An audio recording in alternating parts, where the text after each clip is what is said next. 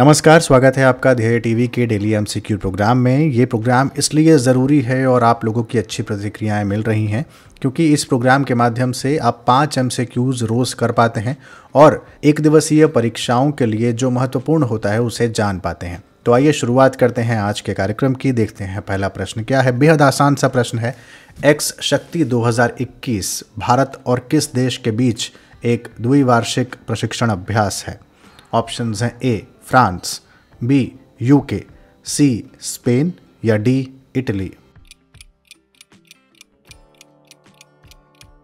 सही उत्तर है ए फ्रांस। भारत और फ्रांस के बीच बायलैटरल सैन्य प्रशिक्षण अभ्यास शक्ति 2021 का छठा संस्करण नवंबर के महीने में फ्रांस के फ्रेजस में आयोजित होने वाला है। यह अभ्यास संयुक्त राष्ट्र के जनादेश के तहत अर्ध शहरी इलाके की पृष्ठभूमि में आतंकवाद विरोधी अभियानों पर ध्यान केंद्रित करेगा। इसका उद्देश्य दोनों देशों की सेनाओं के बीच सैन्य सहयोग और इंटरऑपरेबिलिटी को बढ़ावा देना है। ये एक द्विवार्षिक अभ्यास है जो वर्ष 2011 में शुरू हुआ था। इस अभ्यास का पिछला संस्करण साल 2019 में हुआ था, जो कि राजस्थान में किया गया था। अर्ध रेगिस्तानी इलाकों में आतंकवादी विरोधी अभियानों पर वो संस्करण आधारित था। प्रश्न संख्या 2। हाल ही में सुर्खियों में रहे आचार्य कृपलानी की जयंती कब मनाई गई? आपके ऑप्शंस हैं ए 24 अक्टूबर, बी 25 अक्टूबर, सी 11 नवंबर या डी 12 नवंबर। सही उत्तर है सी 11 नवंबर। हाल ही में प्रधानमंत्री ने आचार्य कृपलानी को उनकी जयंती यानी 11 नवंबर पर श्रद्धांजलि अर्पित की। वो एक स्वतंत्रता सेनानी थे, राजनीतिज्ञ थे और प्रसिद्ध शिक्षाविद भी थे। उनका मूल नाम जीवतराम भगवान दास कृपलानी था, लेकिन आम लोगों के बीच वे आचार्य कृपलानी के नाम से जाने जाते थे। उनका जन्म 11 नवंबर 1888 को सिंध तब के हैदराबाद में हुआ था। स्वतंत्रता के समय वे भारतीय राष्ट्रीय कांग्रेस के अध्यक्ष थे। महात्मा गांधी द्वारा स्थापित गुजरात विद्यापीठ में अध्यापन के दौरान उन्हें आचार्य उपनाम प्राप्त हुआ। उनकी आत्मकथा का शीर्षक माई टाइम्स है, जो साल 2004 में उनके मरने के बाद प्रकाशित हुई। प्रश्न संख्या 3। डबल एस्टेरॉयड रीडायरेक्शन टेस्ट यानी डार्ट DART के संदर्भ में कौन सा या कौन से कथन सही हैं? 1. Double asteroid redirection test the European Space Agency का एक मिशन है। 2. इस मिशन का उद्देश्य एस्टेरॉयड्स यानी क्षुद्र ग्रहों की दिशा बदलने संबंधी विकसित नई तकनीक का परीक्षण करना है। आपके ऑप्शंस हैं ए केवल कथन 1 सही, बी केवल कथन 2 सही, सी 1 और 2 दोनों सही या डी ना तो 1 ना ही 2। सही उत्तर है बी केवल कथन 2 सही यानी कथन 1 गलत है। यह मिशन नासा का है, न कि यूरोपियन स्पेस एजेंसी का। तो नासा जल्द ही डबल एस्टेरॉयड रीडायरेक्शन टेस्ट नाम से अपना पहला planetary defence driven test launch करने वाला है।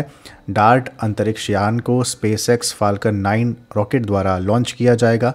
यह मिशन भविष्य में पृथ्वी की ओर किसी क्षुद्र ग्रह यानी एस्टेरॉयड के आने की स्थिति में अंतरिक्ष यान को क्षुद्र ग्रह से टकराकर उसकी दिशा को बदलने का परीक्षण करेगा। अंतरिक्षयान के क्षुद्र ग्रह से टकराने के बाद वैज्ञानिक पृथ्वी पर मौजूद दूरबीनों से क्षुद्र ग्रह के प्रेक्षक वक्र पर इसके प्रभाव का अध्ययन कर सकेंगे। इस अंतरिक्षयान का लक्ष्य एक छोटा सा चंद्रमा है जिसे डिमॉर्फोस कहा जाता है। अंतरिक्षयान और क्षुद्र ग्रह के बीच 26 सितंबर से 1 अक्टूबर 2022 के मध्य टक्कर होने की संभावना है। प्रश्न संख्या 4। ये वाक्य आपको बताना है कि किस व्यक्ति को रेखांकित करता है। इनका जन्म मक्का सऊदी अरब में हुआ था और 1923 में ये भारतीय राष्ट्रीय कांग्रेस के अध्यक्ष बने। अपने उर्दू साप्ताहिक अल हिलाल के माध्यम से हिंदू मुस्लिम एकता की दिशा में इन्होंने उल्लेखनीय भूमिका निभाई। ये कथन किस व्यक्ति को रेखांकित करता है? ऑप्शंस हैं ए खान अब्दुल गफ्फार खान, बी सर सैयद अहमद खान, सी डॉक्टर सैफुद्दीन किचलू या डी मौलाना अबुल कलाम आज़ाद। सही उत्तर है डी मौलाना अबुल कलाम आज़ाद। मौलाना अबुल कलाम आज़ाद, जिनका मूल नाम मुहिउद्दीन अहमद था, उनका जन्म 11 नवंबर 1888 को मक्का सऊदी अरब में हुआ था। साल 1912 में उन्होंने उर्दू में अल हिलाल नामक एक साप्ताहिक पत्रिका शुरू की, जिसने हिंदू मुस्लिम एकता को स्थापित करने में अपना महत्वपूर्ण भूमिका निभाई। ब्रिटेन सरकार ने इस पत्रिका पर साल 1914 में प्रतिबंध लगा दिया था।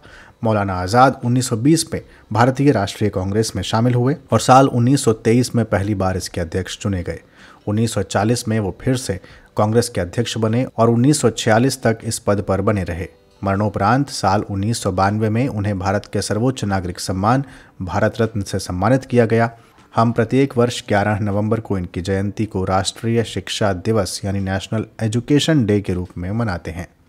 और आज का अंतिम प्रश्न, प्रश्न संख्या 5, हाल ही में कौन सा देश अंतर्राष्ट्रीय सौर गठबंधन यानी ISA में शामिल होने वाला 101वां सदस्य देश बन गया है?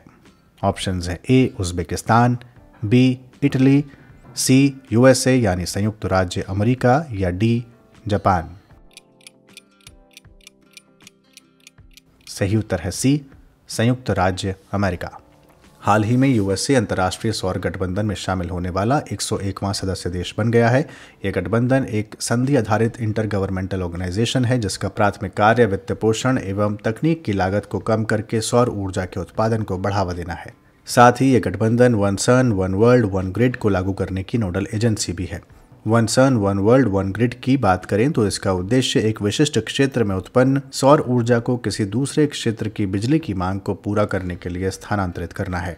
ISA की स्थापना UNFCCC के COP21 के दौरान 30 नवंबर 2015 को पेरिस में हुई थी। तो ये थे आज के 5 MCQs। आपके कितने प्रश्न हुए सही, कितने हुए गलत, कमेंट बॉक्स में इसकी जानकारी ज़रूर दें। यदि कोई सुझाव है, आपको लगता है कि इस तरह के प्रश्न होने चाहिए या इस तरह के नहीं भी होने चाहिए, वो भी कमेंट बॉक्स में ज़रूर बताएं। जल्द हाजिर होंगे नए कार्यक्रम के साथ। इजाज़त दीजिए, नमस्कार।